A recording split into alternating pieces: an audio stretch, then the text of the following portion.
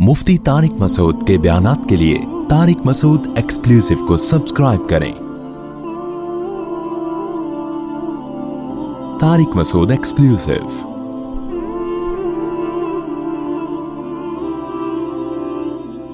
औरत का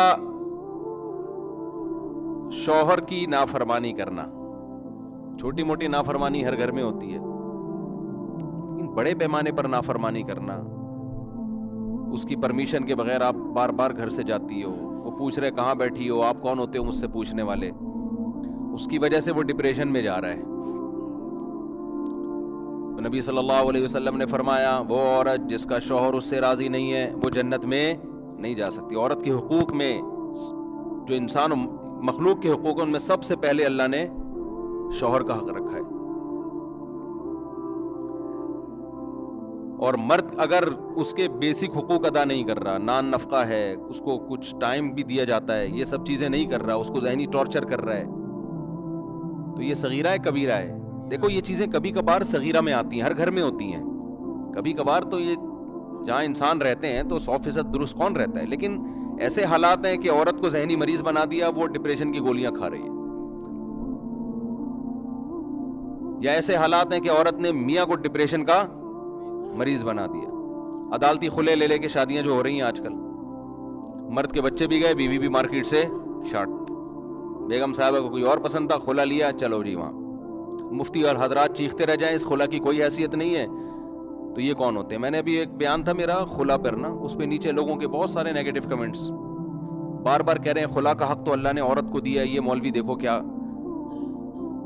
ये मौलवी गलत गाइड कर रहा है। कुरान में कहीं भी नहीं है कि खुला का हक ऐसे दिया है औरत को कि शौहर की इजाजत के बगैर वो खुला ले ले, ऐसा कुरान में कहीं भी नहीं है। खुद कुरान के अंदर मौजूद है फला जुनाहा अलैहिमा, मियाँ बीवी दोनों पर कोई गुनाह नहीं है कि वो एग्रीमेंट कर लें। अगर दोनों हुदूदुल्लाह पे कायम नहीं रह सकते और औरत शौहर से मुतालबा करे कि मुझे अलहदगी चाहिए, तो अल्लाह कह रहे दोनों पर कोई गुनाह नहीं है कि शौहर महर वापस लेके उसको छोड़ दे। ये है खुला। फी मफ्तदत बिही, फिदिया दे दे उसको, तो फिदिया जानिबैन की मर्जी से होता है। मुआवजा जब भी किसी चीज का लिया जाता है तो अगला मुआवजा कबूल करने पर राजी भी तो हो ना। तो खुला इस्लाम में एक एग्रीमेंट है, तो दोनों तरफ से होता है। और बुखारी की मशहूर हदीस है, नबी सल्लल्लाहु अलैहि वसल्लम के दौर में खुला कैसे हुआ था। वहां आप सल्लल्लाहु अलैहि वसल्लम ने शौहर को बुला के राजी किया था। खातून ने नबी की अदालत में केस दायर किया कि मैं नहीं रहना चाहती, आपने उनके शौहर को बुलाया और उनको हुक्म दिया तल्लिक़ा, इनको तलाक दो। उनके शौहर ने तलाक दिए, फिर निकाह खत्म हुआ है। समझते हो कि नहीं समझते? तो आम तलाक में और खुला में फर्क ये है कि आम तलाक मर्द अपनी मर्जी से दे रहा होता है, औरत का उसमें मुतालबा नहीं होता। खुला में औरत का मुतालबा होता है। तो खुला औरत का हक का मतलब ये कि औरत भी तलाक का मुतालबा कर सकती है। ये मुतालबा करना जरूरत के वक्त नाजायज नहीं, अगर कोई जरूरत हो तो कर सकती है, कोई माकूल वजह हो। आज हमारी अदालतों ने कितना आसान बना दिया उसको।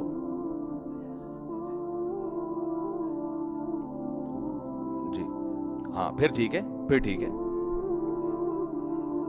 हाँ, कोर्ट उसको कह रही है शौहर को खुला दे दो, फिर शौहर दे दे, साइन कर दे, फिर ठीक है।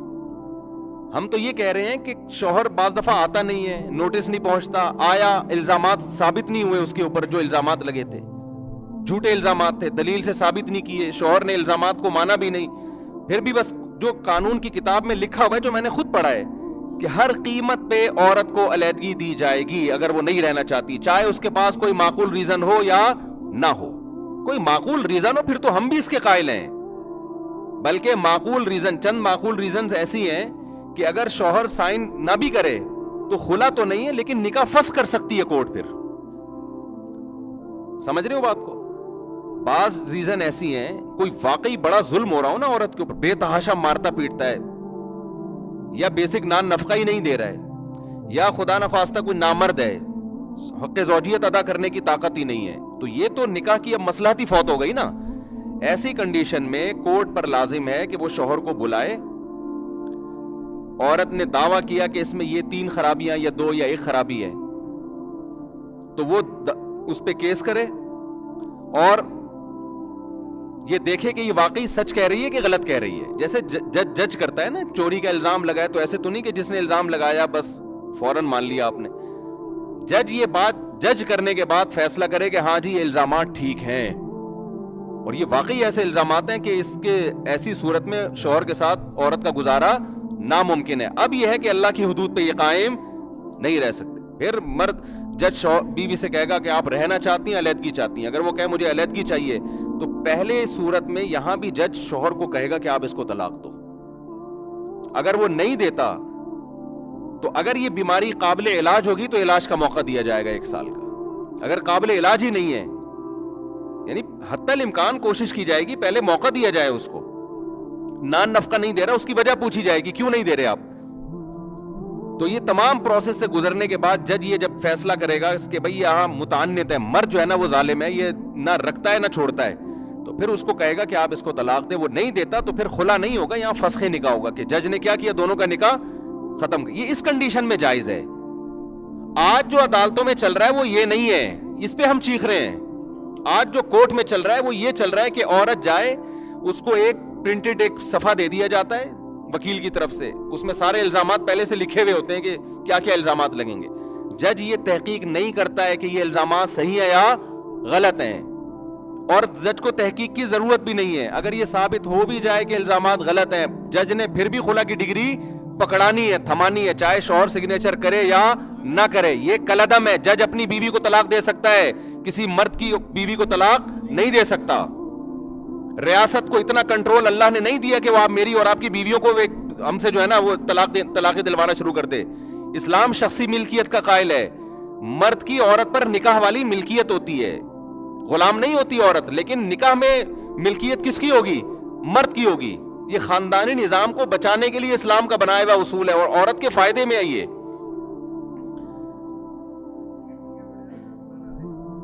ہاں اگر وہ ڈھیڑ بن کے بیٹھ جائے نا، عورت نے الزامات لگائے شوہر کے اوپر، گواہوں سے ثابت کیا، عدالت نوٹس بھیج رہی ہے شوہر کو آ جاؤ، وہ نہیں آ رہا، اور الزامات اسی سنگین نوعیت کے ہیں. چھوٹے موٹے دیکھیں وہ تو خرابی ہر گھر میں ہوتی ہے نا، مجھ سے تمیز سے بات نہیں کرتا، یہ کوئی ایسی وجہ نہیں ہے. یہ گالیاں دیتا ہے تو گالیاں معین اختر کے ماموں اتنی گالیاں دیتے تھے. جو یعنی ایسے الزامات ہیں جو سنگین نوعیت کے ہیں، جس میں واقعی عورت کو شوہر کے ساتھ رکھنا انتہائی درجے کی زیادتی ہے. بے تحاشا مارتا پیٹتا ہے، اور نشہ کرا رہا ہے، اس کو کرا رہا ہے نشہ. یہ تو غلط ہے نا، یہ تو غلط زیادتی ہے نا. یہ بھی اسی نوعیت کی ہے، نہیں بہت ہی واضح طور پر ہو نا. آج کل جو خلا آ رہے ہیں تمیز سے بات نہیں کرتا، گالیاں بہت دیتا ہے، گندی گندی گالیاں دیتا ہے، غلط کرتا ہے. ہم کو اس کو پروموٹ نہیں کر رہے. تو اسی طرح شراب پیتا ہے، اگر نشہ کرتا ہے تو یہ خلا کی، یہ فسخ نکاح کی بیس نہیں ہے. شراب پی کے کرتا کیا ہے؟ اگر بے تحاشا مارتا پیٹتا ہے اور ظلم کر رہا ہے نا، تو وہ پھر اس کو بیس بنایا جائے گا. تو خیر اس میں پھر یہ ہے کہ اگر وہ ہٹ دھرم ہو کے ضدی بن کے بیٹھ گیا، نوٹس آ رہے ہیں. اچھا یہاں بھی ایسا بھی ہوتا ہے کہ نوٹس بھی عدالت یہ نہیں دیکھتی کہ صحیح گھر پہ پہنچ رہا ہے کہ نہیں پہنچ رہا. شوہر بیرون ملک میں اندرون میں کچھ بھی نہیں دیکھا جاتا. جنرل مشرف کے جو سیاہ کام ہے نا، کارنامے، ان سیاہ کارناموں میں ایک اس خاندانی نظام کو تباہ و برباد کرنے کا صحرا بھی جنرل مشرف اپنے ساتھ قبر میں لے کر گئے. یہ سارا گند کس نے مسلط کیا ہمارے اوپر؟ جنرل مشرف نے. پورے خاندانی نظام کی اب ایسی کی تیسی ہونے جا رہی ہے ہمارے یہاں سوسائٹی میں. اور ہماری دینی تنظیمیں اس وقت بھی خاموش تھی، اب بھی خاموش ہیں. اسلامی نظریاتی کونسل اس وقت بھی خاموش، اور اب بھی الحمدللہ خاموش ہے. تو پتہ نہیں کیوں خاموش ہے، ان کی کیا مسلط ہے، واللہ عالم. ہم تو اچھی تعویل ہی کرتے ہیں، کوئی وجہ وسیع تر مفاد میں ہی ایسا ہو رہا ہوگا شاید. تو خیر ان کو پتہ ہی نہیں ہوگا. تو اب مسئلہ یہ ہے کہ اگر شوہر ہٹ دھرم ہے، بلا رہے ہیں، نہیں آ رہا، تو پھر بعض فقہا کی رائے ہونا تو یہ چاہیے کہ گورنمنٹ اس کو پولیس کے ذریعے اٹھا کے لے کر آئے. کیوں نہیں لے کر آ رہی بھائی؟ اصل میں حکومت کا ایک یہ جو جنرل مشرف نے کیا نا کہ توڑواؤ، کیا کرو بھائی؟ جب نہیں رہنا چاہتی تو کیا کرو؟ وہ یہ نہیں دیکھنا چاہتے کہ معقول بیس ہے یا نہیں ہے. ویمن رائٹ کے لیبل لگا کے خاندانی نظام کو تباہ اور برباد کیا جا رہا ہے. لیبل یہ ہے کہ عورت کے حقوق، لیبل یہ لگا دیا کہ کس کے حقوق ہیں. یعنی عورت کو اگر پڑوس میں کوئی اور اچھا لگ رہا ہے نا، اپنا پرانا والا اچھا نہیں لگ رہا، تو یہ عورت کا حق ہے کہ یہاں چھوڑ کے وہاں چلی جائے وہ. اور کمال کی بات یہ کہ بچے بھی ساتھ لے کے جائے گی. اس کے حق میں ان بچوں کا کیوں بیڑا غرق کر رہے ہو یار آپ؟ کچھ بھی نہیں دیکھتی کورٹ. جج پابند ہے اس لا کا جو اوپر سے وہ کر بھی نہیں سکتا. وہ کہتا ہے بھائی مجھے جو لکھا ہوا ہے میں تو اسی کا پابند ہوں. تو جس پہ جو بھگتتا ہے نا اس پہ دل پہ آرے چلتے ہیں, اس کو میرا بیان سمجھ میں آ رہا ہوتا ہے. جو بھگتتا نہیں ہے وہ نیچے نیگیٹو کمنٹس کر رہا ہوتا ہے. اس مولوی کو دیکھو کیسی باتیں کر رہا ہے. بھگتو گے پتہ چلے گا.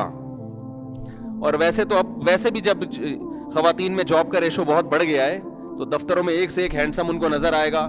اور عورت ویسے بھی دل کی کمزور ہے. شوہر جس اسٹائل میں بات کرتا ہے نا, شوہر کو تو پتہ ہے تو میری ہو گئی ہے.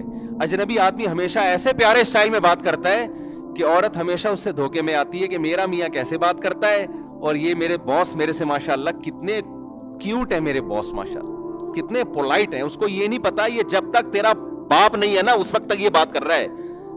جب یہ شوہر بنے گا پھر دیکھنا یہ کتنا پولائٹ ہوگا. وہ جو تیرا مکھنچو شوہر بیٹھا ہوا ہے نا, گیس بجلی کے بل دے رہا ہے, اس کی قدر کر تو. وہ تیرے بچوں کا باپ ہے. اس کو یہ لگ رہے ہیں سارے جو ہے نا ہینڈسم اسمارٹ اور اتنی تنخواہ اور یہ مجھے گاڑیاں دلائیں گے اور یہ کریں گے, اور وہ پھر خلا لے لیا. عدالت کہتی ہے خلا بھی لو, بچے بھی لے کے چلی جاؤ. برباد عورت نہیں ہونا ہے, مرد کا کیا ہے. تو مرد تو زندگی گزار لے گا کہیں بھی, برباد تم نہیں ہونا ہے آخر میں. عورت کا حقوق خدا نے جو بیان کیے وہ صحیح ہے. اس کو اللہ نے پابند کیا ہے, جو مل گیا ہے نا اب اسی کے ساتھ رہنا ہے, تم نے وفا کرنی ہے. اچھا ہے برا ہے جیسا بھی ہے برداشت کرو. ہاں ایک سنگین نوعیت کے اگر اس میں ظلم ہے تو پھر اس کی صورت الگ ہے. وہ تو اگر وہ نہیں آ رہا تو پہلی کوشش تو عدالت کرے گی, پولیس کے ذریعے اس کو اٹھا کے لے کر آئے گی. کیوں نہیں آ رہا بھائی, تو بیرون ملک ہے, اس کو مہلت دے گی, آپ آ جائیں یا اپنا وکیل ہائر کریں آپ. پھر بھی اگر نہیں آتا, پکڑائی میں نہیں آ رہا, تو پھر یہ بعض فقہا کہتے ہیں یہ سمجھا جائے گا کہ اس نے ان الزامات کو تسلیم کر لیا ہے. ایسی صورت میں بھی کورٹ اگر فسخ نکاح کرتی ہے, نکاح کو ختم کرتی ہے تو اجازت ہے, کیونکہ وہ ایک متعنت ہے نا کہ نہ رکھ رہا ہے نہ چھوڑ رہا ہے. بھائی آ کے فیس تو کر, تو تیرے پہ الزام لگ رہے ہیں, صحیح ہے غلط ہے بتا تو صحیح نا. اسی وجہ سے جو عورتیں خلا میں کیس دائر کرتی ہیں, ہم ان کے مردوں سے کہتے ہیں آپ عدالت میں جا کے سماعت ضرور کریں. اگر یہ الزامات درست ہیں تو مانیں, نہیں ہے تو آپ انکار کریں, کیونکہ ایسی صورت میں پھر عدالت خلا دے گی تو کورٹ کا تو خلا کورٹ تو دے دے گی, لیکن کسی بھی مفتی سے فتویٰ لیں گے تو وہ اس خلا کو نہیں مانیں گے. لیکن آپ اگر کورٹ میں گئے نہیں, پھر یہ اس کی علامت سمجھی جائے گی کہ آپ نے ان الزامات کو تسلیم کر لیا ہے. تو خیر جو اصل بات میں کر رہا تھا کہ عدالت سے آج کل جس طرح سے خلا لے رہے ہیں, یہ خلا لے کے کہیں اور شادی کرنا صغیرہ گناہ ہے کبیرہ گناہ ہے؟ کبیرہ ہے, زنا ہے. کیونکہ حلال و حرام کرنے کا حق اللہ نے کورٹ کے پاس نہیں رکھا. کہ کس کے پاس ہے؟ اللہ کے پاس. ایک آدمی اپنی بیوی کو 3 طلاقیں دے دے, کورٹ کہہ رہی ہے طلاق نہیں ہوئی, تو آپ بتاؤ کس کی مانو گے آپ؟ خدا نے قرآن میں کیا کہا ہے؟ ایک کے بعد رجوع کا حق ہے, 2 طلاقوں کے بعد رجوع کا حق ہے, تیسری کے بعد رجوع کا حق نہیں ہے. تو اللہ نے یہ اس لیے آیتیں نازل کی ہیں کہ دیکھنا پھر کورٹ کیا کہتی ہے. تو اللہ کہیں گے میں کورٹ ہوں, میں نے تو کہہ دیا نا, اب کورٹ تو تنفیذ کرے گی اس کی. اللہ میاں نے کہہ دیا کہ شوہر کے مرنے کے بعد بیوی کا 12.5 حصہ ہے, 5% حصہ ہے نا وراثت میں. کورٹ نے کیا کہا کہ نہیں جی پورا بیوی کا ہے. تو کیا کورٹ کے اس فیصلے کو مان لو گے آپ؟ بولو گے نہیں بھائی میں نہیں لے سکتا. یعنی عورت اگر ہوگی وہ نہیں, اگر اللہ سے ڈرے گی تو نہیں مانے گی. وہ کہے گی بھائی جب میرا 12.5 ہے تو ٹھیک ہے, کورٹ اگر زیادہ بھی دے رہی ہے تو میں کیسے لے لوں, میرے لیے اللہ نے اس سے زیادہ حلال نہیں رکھا. غیر مسلم کنٹریز میں ایسی الحمدللہ نیک خواتین ہیں, کورٹ نے ان کے شوہر کی جائیداد سے بہت زیادہ حصہ دے دیا. انہوں نے ہم سے فون کر کے پوچھا کہ میرا شرعی لحاظ سے بنتا ہے, میں نے کہا نہیں شرعی لحاظ سے نہیں بنتا. انہوں نے واپس کیا, انہوں نے بھائی شریعت میں اتنا حلال ہے, باقی وارثوں کو ملے گا. ایک آدمی وصیت کر دے میرے مرنے کے بعد ساری جائیداد میری بیوی کی ہے, تو شریعت وارثوں کے لیے وصیت کو جائز قرار نہیں دیتی. ایک آدمی کہہ دے میرے مرنے کے بعد ساری جائیداد میرے بیٹے کی ہے, تو کیا مل جائے گی ساری جائیداد اس کو؟ نہیں ملے گی. اللہ نے ایک حق بیان کر دیا, اس سے زیادہ نہیں ملے گا. بلکہ نبی نے اس وصیت کرنے والے کو جہنم کی آگ کی بشارت دی ہے. آپ نے فرمایا ایک شخص ساری زندگی نیک اعمال کرتا ہے, ساری زندگی حج کی, عمرے کی, عبادت کی, موت سے پہلے وہ غیر شرعی وصیت کر کے چلا جاتا ہے اور جہنم کی آگ کا ایندھن بنتا ہے. جتنا اللہ نے وارثوں کو حق دیا ہے نہ آپ اس میں اضافہ کر سکتے ہو نہ آپ اس میں کمی, چاہے بیٹا فرما بردار ہو یا نافرمان ہو, یہ آپ کو رائٹ اللہ نے نہیں دیا. بیٹے کو وراثت بیٹے ہونے کی بیس پہ ملتی ہے, نیک ہونے کی بیس پہ نہیں ملتی. آج یہ جھگڑے چل رہے ہوتے ہیں کہ میں نے تو بڑی خدمت کی, ابا کی گاڑی میں لوں گا. میں نے اتنی خدمت کی ہے, یہ دکان کس کی ہے بھائی؟ تو تو اب تھا ہی نہیں. تو تو جس دن سے پیدا ہوا خالہ نے تجھے پالا ہے, اس کے بعد تو امریکہ چلا گیا پڑھنے کے لیے, اور ابا نے تیری تعلیم پہ اتنے پیسے خرچ کیے, ہمیں گورنمنٹ کے اسکولوں میں پڑھایا. یہ پھڈے چل رہے ہوتے ہیں آج کل. اور تو ساری زندگی تو کبھی پوچھا نہیں, آج میت پہ آ گیا ہے وراثت لینے. مفتی صاحب دیکھو کیسا غیرت لیس بھائی ہے ہمارا. تو ہم کیا کہیں گے بھائی؟ جب تک بیٹا ہے نا, آپ بھی اسی بلڈ سے پیدا ہوئے, وہ بھی اسی خون سے پالا. بے شک خالہ نے ہو, ماموں نے ہو, چاچو نے ہو یا عیدی سینٹر نے ہو, اس سے فرق نہیں پڑتا. تو اللہ کا قانون ہے بھائی. حضرت زید ابن حارثہ نبی کے منہ بولے بیٹے تھے. یہ کیا ہے جی؟ اچھا میں بتاتا ہوں. زید ابن حارثہ نبی کے منہ بولے بیٹے تھے.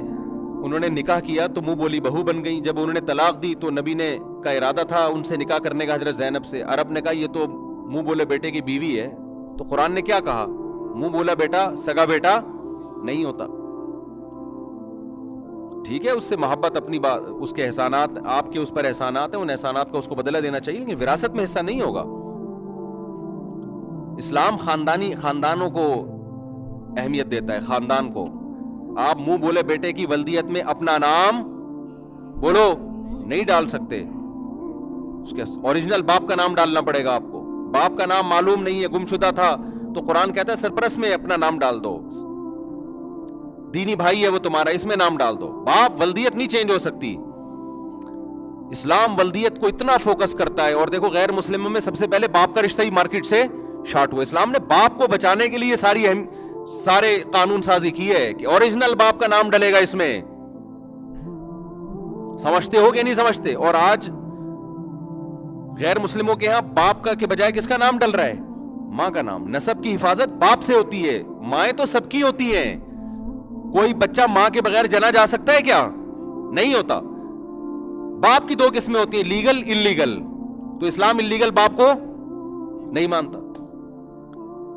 گوروں میں پہلے انلیگل بھی ہوتے تھے, لیگل بھی ہوتے تھے, اب دونوں ہی غائب ہو گئے ہیں. یعنی اب میں اکثر لوگوں سے کہتا ہوں, ان سے پوچھنا پڑتا ہے. ہمارے آپ کسی سے پوچھو والد صاحب خیریت سے ہیں, وہ کہے گا ہاں. ان کے ہاں پہلے پوچھو والد صاحب خیریت سے ہیں, میں خیریت سے کا لفظ کاٹ دو. والد صاحب ہیں, وہ کہے گا ہاں ہیں. پھر پوچھو خیریت سے ہے یا نہیں ہے. تھوڑا سا بات لمبی کرنی پڑتی ہے, ٹائم ویسٹ. اسلام نے آپ کا یہ ٹائم بچا لیا ہے. ابے بھائی کیا ہو گیا؟ اسلام نے آپ کو ٹائم ویسٹنگ سے کیا کیا ہے؟ بچا لیا ہے نا. انلیگل باپ کو اللہ نے باپ ہی نہیں قرار دیا, اور لیگل جو ہوتا ہے وہ سب کو پتا ہوتا ہے, یہ ہے جی ان کے ابا. یہ سارے مسئلے انلیگل میں ہوتے ہیں کہ پتہ نہیں چل رہا کون سا والا ہے ان میں. ٹھیک ہے نا, پتہ ہی نہیں چل رہا. جو لیگل ہوتا ہے اس میں تو سب کو پتا ہوتا ہے, یہ بھائی والد صاحب وہ تو بتا رہا ہوتا ہے نا میرا بیٹا ہے. انلیگل میں بعض دفعہ مارکیٹ سے شارٹ ہو جاتا ہے.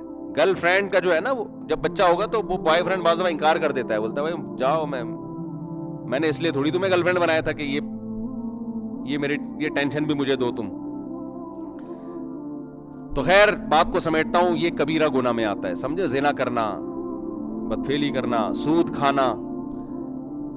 تو یہ کبائر اگر آپ چھوڑ دیں گے, یہ جو کبائر گناہ ہیں, اور اس میں وراثت کھا جانا بہنوں کی, چھوٹے بھائیوں کی. بڑا بھائی اکثر چھوٹے بھائی کی پی جاتا ہے عام طور پہ, آپ لوگوں کے علاوہ کی بات کر رہا ہوں میں, تو دیتا ہی نہیں ہے. اور پھر بڑے تمیز سے پیتے ہیں, ایسے نہیں کہ میں کھا رہا ہوں, یہ نہیں ہوتا. صبر کرو, دے دیں گے یار, ابھی ذرا بزنس ہے, میں تمہیں کما کے دوں گا. عید بقرعید پہ اپنی بہنوں کو جوڑے ووڑے زیادہ بنا کے دے دیں گے. تم ہم ہیں نا. اسٹائل دیکھ رہے ہیں آپ, بالکل یہی اسٹائل ہوتا ہے. وہ کہے گی نا وہ جو 1 کروڑ روپے کی دکان, بھائی میں ہوں نا, میں تمہیں کوئی ضرورت ہو مجھے بتاؤ, میں ابھی عمرے پہ جا رہا ہوں اور میں وہاں تمہارے لیے بہت ساری دعائیں مانگوں. حج بھی کر رہا ہے نالائق اسی وراثت کے پیسوں سے, عمرہ بھی کر رہا ہے. میں اس دفعہ 27ویں رات میں تمہارے لیے رو رو کے دعائیں مانگوں گا, اور تمہیں کوئی ضرورت ہو, ابے تو جو اس کی بنتی 1 کروڑ پکڑا نا اس کے ہاتھ میں, سیدھا سیدھا گھما کیوں رہا ہے باتوں کو.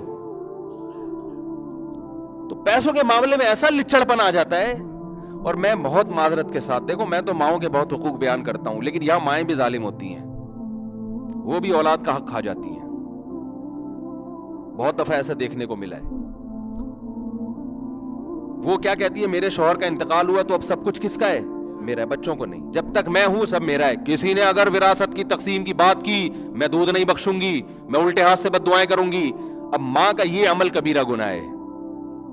ماں کا لا بعد میں, خدا کا قانون پہلے. خدا نے کہا ہے کہ آپ کا 12.5% ہے, بس اس سے زیادہ میں آپ کو اجازت نہیں ہے. آگے سب کس کا ہے؟ اولاد کا. میں نے ایسے لوگ دیکھے ہیں, شوہر مرا, کروڑوں روپے کا مکان چھوڑ کے گیا, اب بیوہ نے اس مکان پہ قبضہ کر لیا,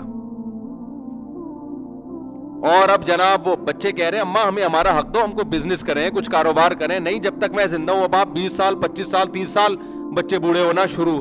اب پیسہ مل بھی گیا تو کیا کریں گے یار, وہ اس کا نہیں یاری. میرے خیال ہے بات سمجھ میں. تو یہ ظلم کس نے کیا ہے؟ اماں نے کیا ہے. تو اماں کو بھی اجازت نہیں ہے کہ وہ, خاندانی ماں وہی ہوتی ہے بیٹا, اللہ کا قانون پہلے. اپنی بہنوں کو بھی حصہ دو, اور جس کا حصہ بنتا ہے. ہاں اس میں کوشش کریں ڈیوائڈ ایسے ہو کہ گھر بکنے کی نوبت نہ آئے. اس طرح بھی تو ہو سکتا ہے نا, تاکہ ماں کو بھی ایک جو ٹھکانہ تھا وہ رہے. اگر کوئی صورت بن نہیں رہی تو پھر بعض دفعہ ایسی صورت بن رہی ہوتی ہے, بھائی بہنوں کو پیسے دے کے الگ کر دیا جائے, اور 4 بیٹے اس مکان میں برابر کے شریک ہو جائیں. ہوتے نہیں آج کل 4 بیٹے, وہ ونس اپون اے ٹائم 4 بیٹے, اب تو 1 1 2 2 ہوتے ہیں بس. اور اگلی نسل میں تو پتہ نہیں کیا ہوگا. اور یہ خوب سمجھ لو, گرل فرینڈ کا وراثت میں کوئی حصہ نہیں ہوتا. ہاں یہ کچھ بھی نہیں ہے. اور اس کو جو کھلا رہے ہو نا, یہ آگ کے انگارے ہیں, یہ ذہن میں رکھنا. بیوی کو جو کھلاتے ہو, نبی نے فرمایا سب سے بہترین صدقہ ہے, سب سے بہترین صدقہ. وہ آپ کے لیے زینت اختیار کرتی ہے, اس کو ثواب ملتا ہے. بعض علماء نے تو یہاں تک اجازت دی کہ آپ بیوی کو خوش کرنے کے لیے بال بھی کالے کر سکتے ہو, اگرچہ فتویٰ اس پر نہیں ہے. امام ابو یوسف امام حنیفہ کے مشہور شاگرد ہیں, وہ کہتے ہیں کما احب ان تتزین لی تحب ان اتزین لها. جیسے مرد چاہتا ہے کہ میری بیوی مجھے دیکھنے میں اچھی لگے, تو عورت بھی یہ چاہتی ہے کہ میاں بوڑھا نہ لگے. تو انہوں نے کہا اگر کوئی بیوی کو خوش کرنے کے لیے کالا کولا لگا لے تو اللہ سے امید ہے کہ اس کو قیامت میں عذاب نہیں ملے گا. لیکن فتویٰ اس پہ اس لیے نہیں دیا جاتا کہ بیوی لیبل بیوی کا ہوتا ہے اور انٹیوں کو خوش کر رہا ہوتا ہے باہر. لیبل آج کل جو ہے نا, بس پھر بھی براؤن لگا لینا تاکہ اختلاف سے بچ جائیں. فتویٰ تو اسی پر ہے. فتویٰ جب علماء کا اختلاف ہوتا ہے تو راجح قول کیا ہے یہ دیکھا جاتا ہے نا. تو بیگم کا اگر مطالبہ ہے تو ہاں جس دن شادی ہو رہی ہے اس دن لگا لے. چلو نیا دولہا, پہلا امپریشن ہی ڈھک سفید, تو کہے گی پتہ نہیں کیا بزرگ مل گئے, مجھے دم بم کروا لو ان سے. کیا تو پھر یہ بھی دیکھا جائے گا بیگم کتنی عمر کی ہے. تو وہ 60 سال کی ہے, دولہا 70 سال کا کالا کولا لگا کے آ رہا ہے, تو یہ بھی تو غلط ہے نا بھائی. تو اس میں ایک براؤن لگا لو, براؤن لگا لو. تو خیر گرل فرینڈ کو ایک لقمہ بھی کھلاؤ گے نا, اس کے لیے جو صبح صبح نہیں تیل لگا کے جا رہے ہوتے ہیں یوں کر کے, اس پہ کوئی ثواب, عذاب ہے, یہ عذاب ہے. اس لیے ہم بار بار کہہ رہے ہیں یار پاکیزہ راستے کو اختیار کرو نا. کیا ہے تمہیں, کیا تکلیف کیا ہے اس میں, جس میں معاشرہ بھی خوش ہوگا, اس کے سوسائٹی پہ اثرات بھی بہت اچھے پڑیں گے, آپ کا خاندان آباد ہوگا, بڑھاپے میں سہارا بنے گا, اس کو آپ کی وراثت ملے گی. دیکھو بیویوں کے لیے لوگ پراپرٹی بنا رہے ہوتے ہیں کہ میں مر جاؤں گا تو اس بیچاری کا کیا ہوگا. گرل فرینڈ کے لیے کوئی نہیں بناتا, اس کو پتا ہے ٹائم پاس ہے. صحیح ہے نا. ایک گندے بھنگیوں چماروں والا کام ہے جس کو آج اتنا پروموٹ کیا جا رہا ہے. بھنگیوں چماروں والا کام ہے یہ. خاندانی آدمی, پیغمبروں کی سنت, وہ نکاح ہے.